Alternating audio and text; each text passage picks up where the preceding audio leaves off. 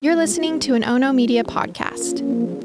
Hi, everyone, and welcome back to the Into the Dark podcast. I am your host, Payton Moreland, and I am so glad that you are here. If you are watching on YouTube, please turn on notifications, please follow, please leave a comment. It helps so much. And if you are listening on audio and can leave a review, I would appreciate it. Honestly, you guys, I look forward to filming Into the Dark every single week. I am so grateful for every one of you who listens and watches and supports the show. It means more than you will ever know. Okay, before I jump into this week's 10 seconds, I did want to say for all of my YouTube watchers, I am so sorry that last week's episode was not uploaded on YouTube.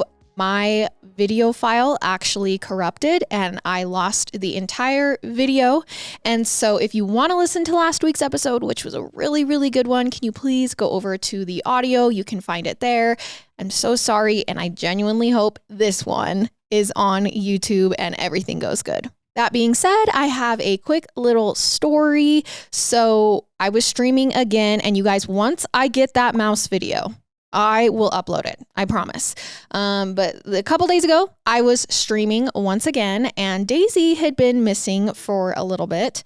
And Garrett walked out to go get something, and then all of a sudden I hear, "Payton, get out here." And I go out, and Daisy had dug into my sweatshirt that was sitting on the couch and gotten into the pocket and found my lip gloss. Now, there's three things that Daisy likes.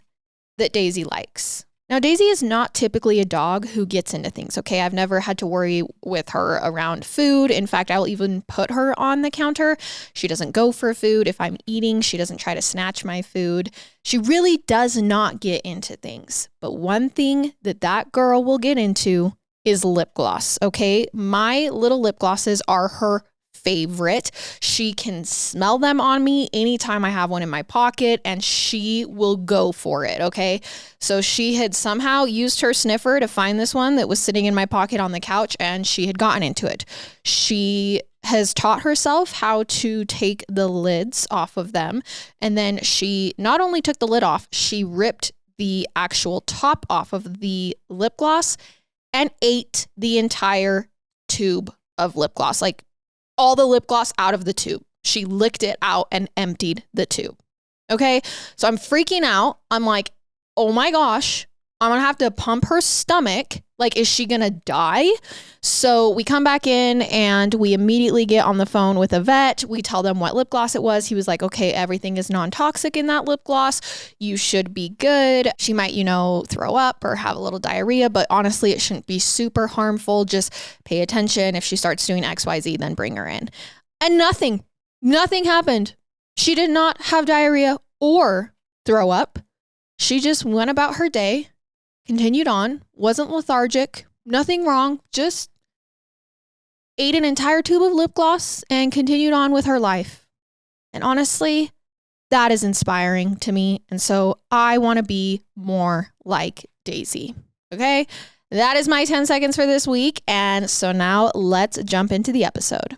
Now, I do want to give a trigger warning that this episode includes discussions of domestic and child abuse. So please listen with care.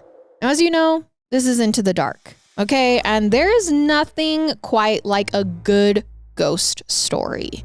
It's fun to be scared and to go on spooky tours or visit haunted houses and try to connect with something otherworldly.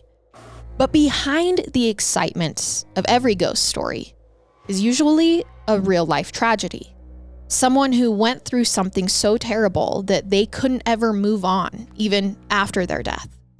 And that's helpful to keep in mind with today's episode. As creepy and eerie as this story is at times, it has a dark, unforgettable loss at its core, and it's something that can never be made right. So this story actually centers around 14 West 10th Street in New York City's Greenwich Village. And there, at that location, a nearly 200-year-old brownstone stands alongside the other historic buildings, and it's 4 stories tall and covered in big, windows. Now, the brick structure looks like it could be a charming, brightly lit place, or it would be, if not for its dark history.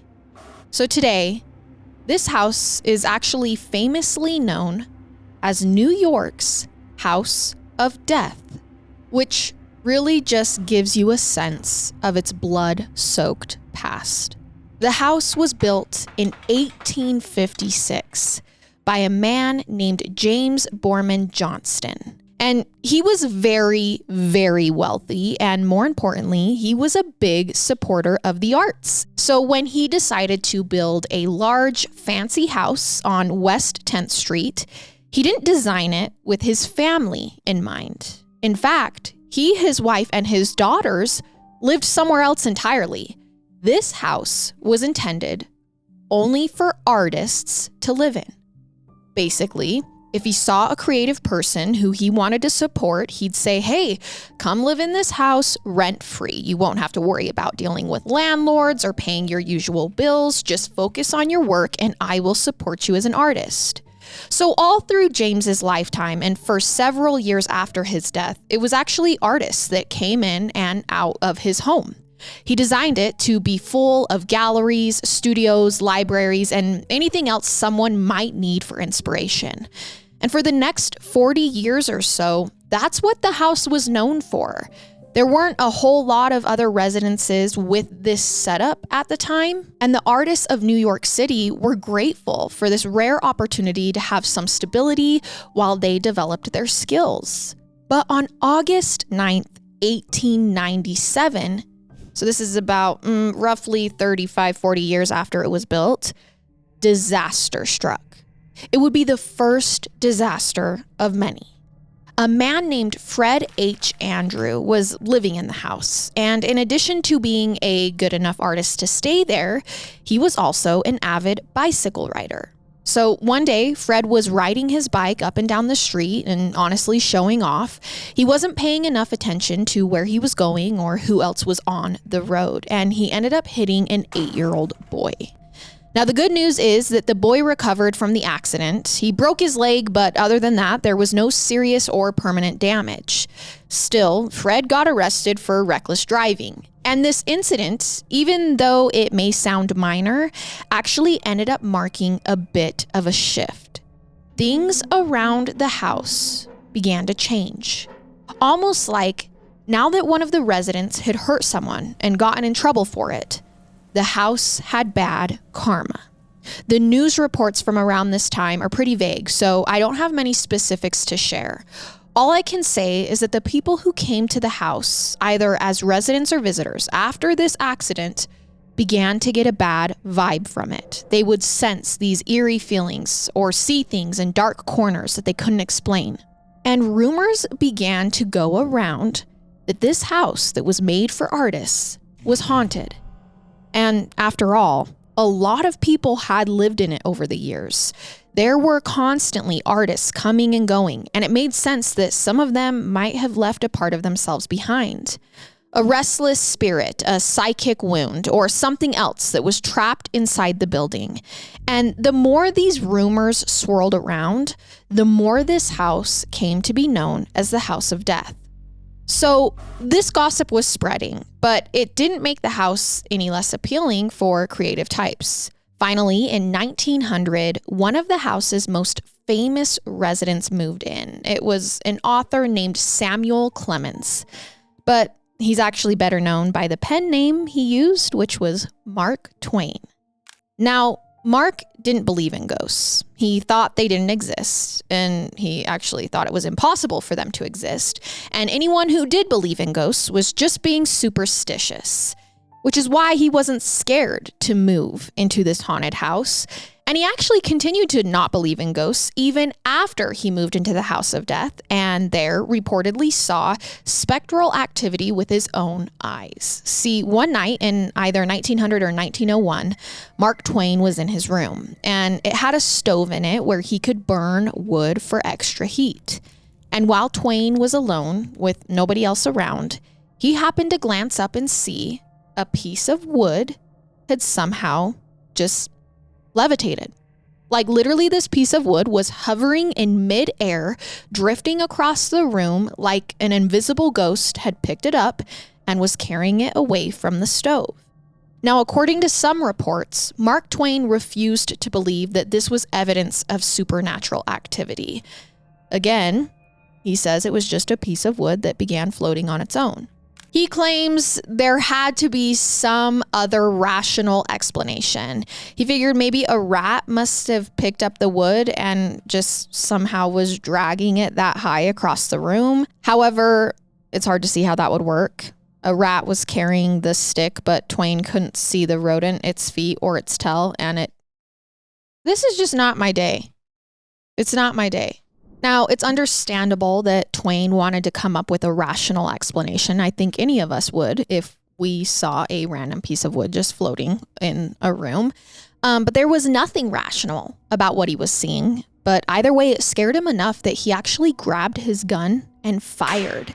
He fired at the wood, hoping that whatever was pulling it, which he thought was somehow a rat, would die. And then he'd be able to confirm that his theory was right and that there was a grounded way to explain what he was seeing. Except when the gun fired, the wood dropped to the ground and a bit of blood sprayed out of it. But nothing else happened. No rat or mouse came running out. And it was impossible to say where the blood had come from because there were no signs that there was any injured people or animals around.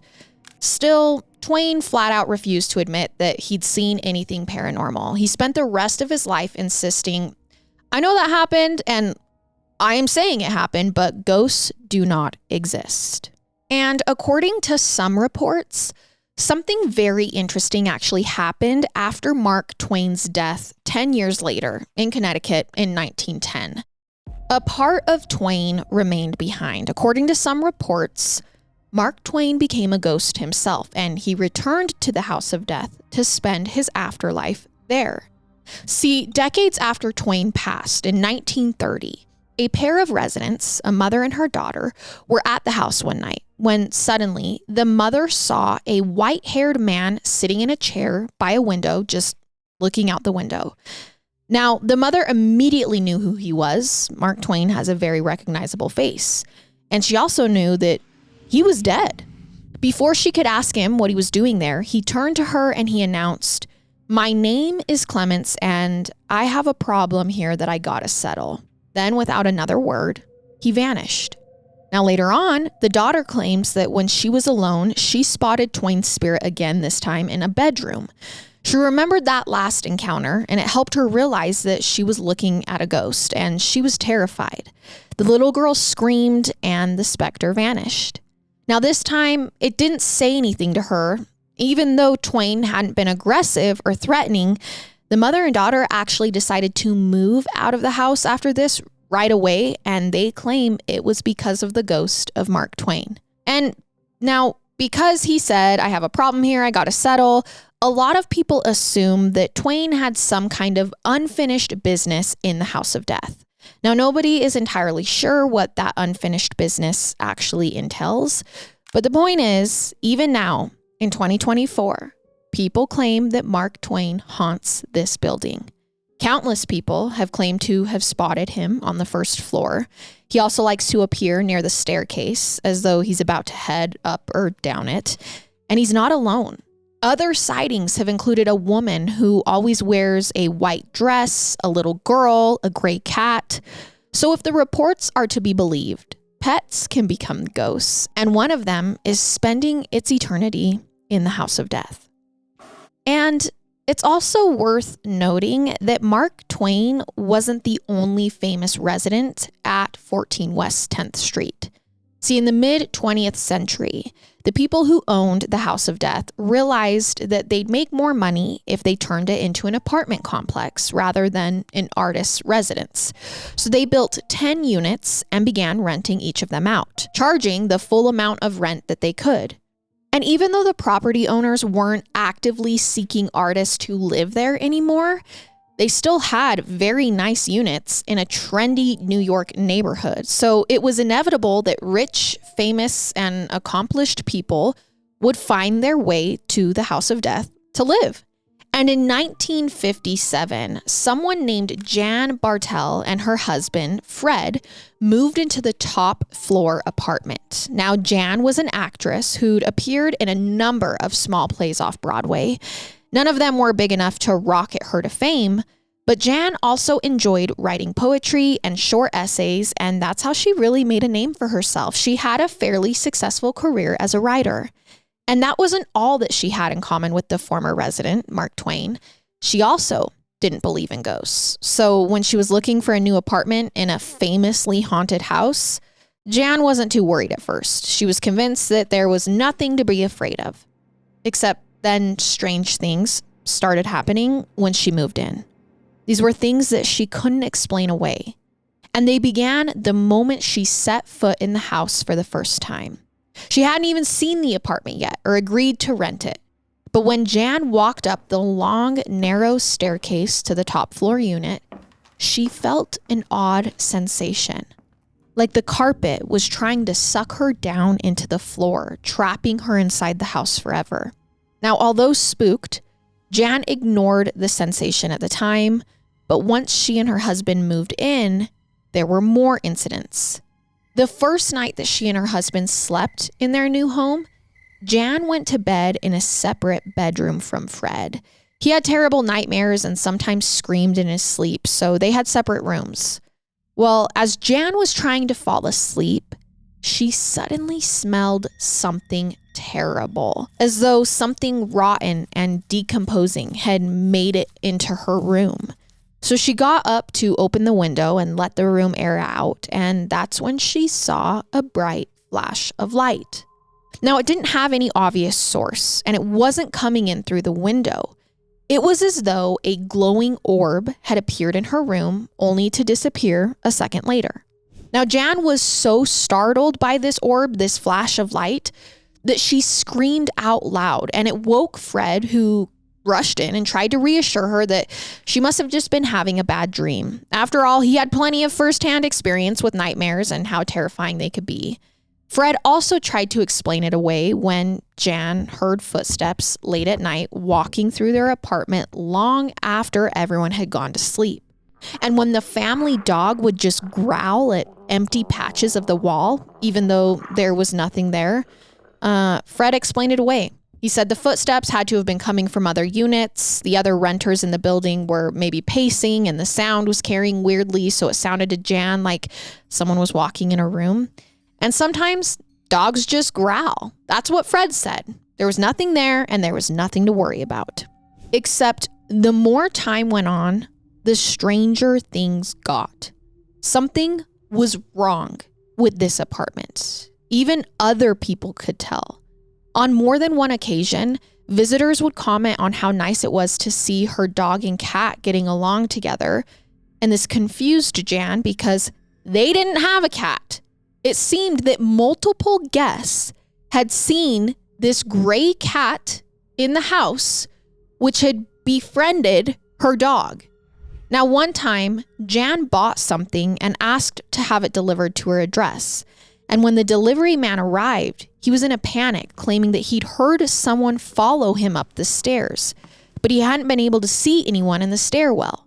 And another time, Jan's cleaning person quit without a notice after she claimed a voice was talking to her at a time when she was alone in the house.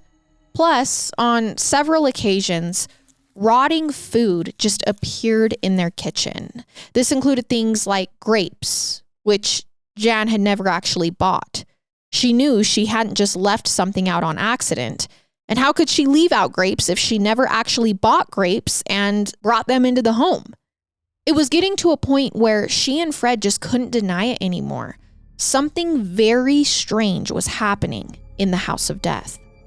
And this was especially difficult for Jan to deal with because remember, she doesn't believe in ghosts. But now she had to acknowledge what was going on. I mean, everyone had talked about it. This house had a reputation, and it was time for her to accept that the paranormal might be real. Jan came to believe in ghosts, and she also opened her mind to other ideas too, like reincarnation, astrology, and the idea that maybe she had psychic abilities.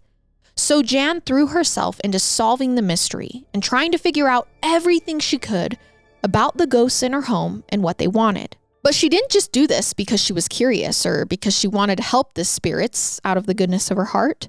No, Jan was genuinely terrified. She didn't want to live with a bunch of phantoms, and she also wasn't sure if they'd try to hurt her or do something to her eventually. Especially because one of the family dogs passed away not long after they moved into the unit, and Jan was never sure if it was natural or something supernatural, but she had to prepare for the worst. So everything she did from that point on was in an attempt on her part to understand and defeat something that she didn't understand. I mean, like literally this is taking over her life. She went so far as to hire a psychic who promised that he'd be able to help her. And he did a seance and claimed that he connected to all of the ghosts in the House of Death. He says there were 22 of them. So this was a major haunting. Now, according to the psychic, one of the ghosts actually possessed their body for a brief portion of the ritual. And the spirit claimed that she'd lived during the Civil War era and she was shocked, absolutely shocked, to learn that Abraham Lincoln wasn't alive anymore. And when the ghost heard that Lincoln had been assassinated, she was even more astonished. Anyway, the psychic gained control of the situation and asked all of the ghosts to move on and leave Jan and her neighbors alone. He even shouted, "Go and leave these people in peace." And then Jan heard a disembodied female voice answer, "Never. I will never leave here. They will have to go. This is my home and I will never leave." And sure enough, by the end of the seance, the ghostly activity was still going, and there were no signs that any of the spirits had listened and moved along. Now, the haunting continued for 7 more years, and it got bad enough that in 1973, Jan and her husband decided it was time to move out. Now, in fairness, there were other factors that made them want to leave Greenwich Village. There were more drugs and crime in the neighborhood, and in general, Jan didn't feel safe at home or when walking down the street. She regularly had nightmares about dying, and she thought that the house or the spirits inside were to blame. So Jan left and she got a new home in another part of the city.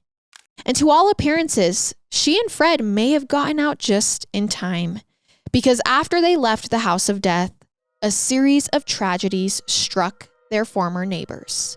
It started with an elderly renter who was old enough that his death wasn't especially surprising or suspicious. But then not long after he passed at the House of Death, his wife went blind and then she died in her sleep. And then shortly after that, another tenant lost his life in a mugging gone wrong. And then another woman who'd struggled with alcoholism died one night after drinking more than her liver could handle. And then finally, Jan's former landlady was struck by a sudden illness that turned fatal. Now, all of these deaths connected to the house happened in under a year. It was literally one death after the other. It wasn't like they were spread out over years. And after Jan heard of all these tragedies, she could only conclude the House of Death had to be cursed. And it was her responsibility to warn the world about what she knew. So she compiled all of the information she gathered, and she wrote a book on her experience in the same year, 1973. And it was called Spindrift, Spray from a Psychic Sea. But sadly, after she'd finished the manuscript and before it could be published, Jan passed away suddenly. She was just 52 years old, and her death was only the latest in a long string of tragedies and loss of life associated with people who lived at this particular address. I mean, if any apartment complex stays open for long enough, it is inevitable that someone who lived there will die. People get old, they get sick, and this is just a part of life. But so many people had passed in such a short amount of time that Jan's demise just felt like it was part of a pattern. And sadly, Jan's death wouldn't be the last or even the most notorious one associated with the House of Death. See, 2 years later, in 1975, a couple named Joel Steinberg and Heta Nussbaum moved into a third-floor unit together in the House of Death. They'd only been dating for a few months, and it might sound like that was pretty fast to be living together. But Heta and Joel told their friends that they planned to get married soon. And for what it's worth, the wedding never happened, but they acted like a husband and wife in a lot of ways. Specifically, the kind of rich and powerful husband and wife who other people would admire. Joel was actually a lawyer, and Heta was an accomplished book editor. They never had any biological children of their own together, but in May of 1981, they adopted their daughter, Lisa. Well, sort of. The couple had actually bent some rules to bring Lisa into their home.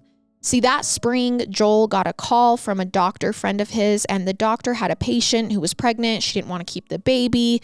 The mother wanted to put her child up for adoption, and the doctor brought Joel in to handle the legal side of the whole process.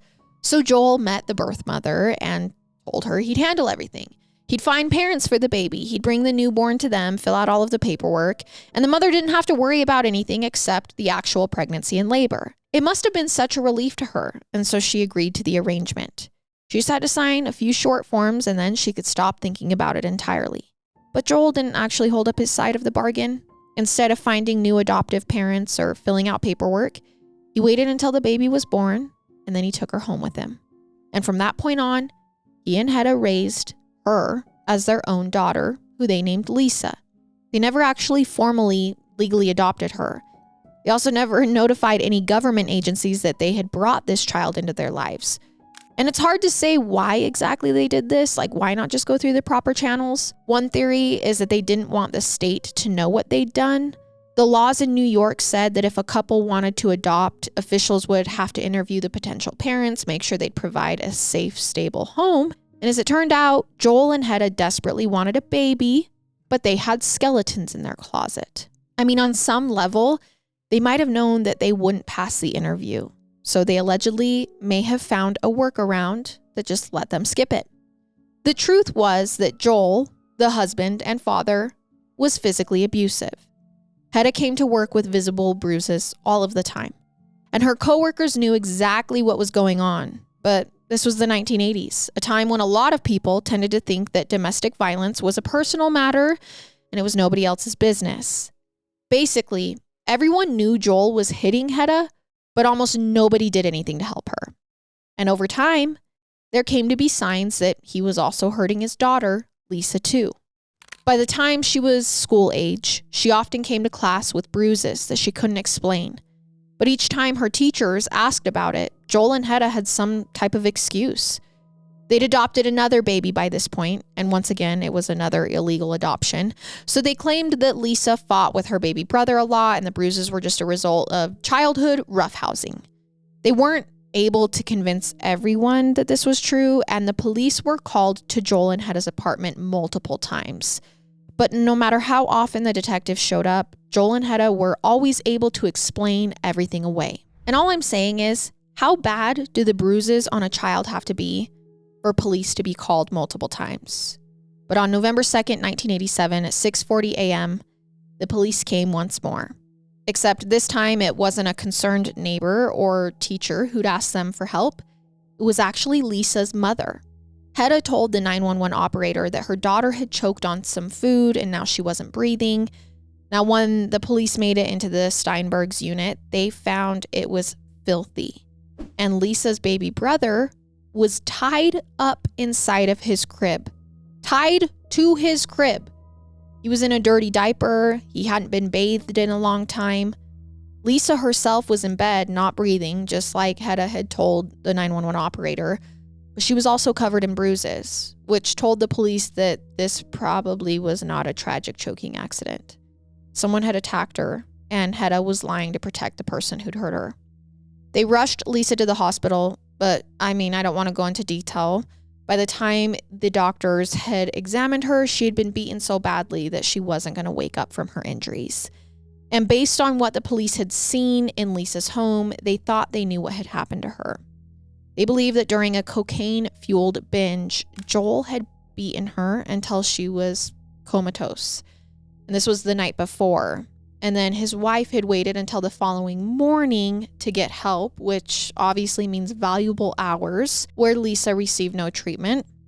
And I'm sorry, because this is so gross and devastating and despicable. Like, I'm at a loss of words how someone could do this to a child. But eventually, 4 days in the hospital, the city officials realized that it was almost impossible for Lisa to recover, so they decided to pull the plug and let her rest in peace. They didn't actually consult with Heta or Joel, who'd shown that they couldn't be trusted to put Lisa's interests first. She was only 6 years old when she passed away on November 6th, 1987. Lisa's father, Joel, was charged with murder. Her mother, Heta, was also charged, but she convinced the state to drop her charges as part of a deal where she would testify against her husband. Now, this was very controversial. She claimed that she wasn't responsible for Lisa's death because she was a victim too, and that the abuse she had endured had warped her thinking too much for her to be a good mother. These were days when domestic violence just wasn't understood, victim blaming was rampant, but Heta didn't help her case with the testimony she gave on the stand. It was bizarre. She claimed that Joel had hypnotized her, like he had magical powers, and he'd forced her to do whatever he wanted. According to her, they'd also been part of some kind of evil cult. In any other trial, you might dismiss this testimony as a lie, like Heta may have been saying whatever she could to get herself out of trouble. But then you think about all the deaths that have been tied to the House of Death, to this one building. And now this disgusting story, this despicable story also happens here. It's just weird. And even though Heta avoided any prison time, she became a pariah. And as for Joel, he was found guilty of first-degree manslaughter, not murder, and he was sentenced up to 25 years in prison. And after he was paroled in 2004, he spent the rest of his life living in obscurity in New York. But as near as I can tell, he never returned to the old apartment where his adoptive daughter died. Either way, this case was a pretty huge story, and it really rocketed the House of Death to infamy in a way that none of the earlier tragic deaths had. When you guys think of the history of death surrounding this building, you understand why we are talking about it on Into the Dark. Now, no one has ever claimed to see Lisa's spirit lingering in the building, and we may never know what exactly happens when we die.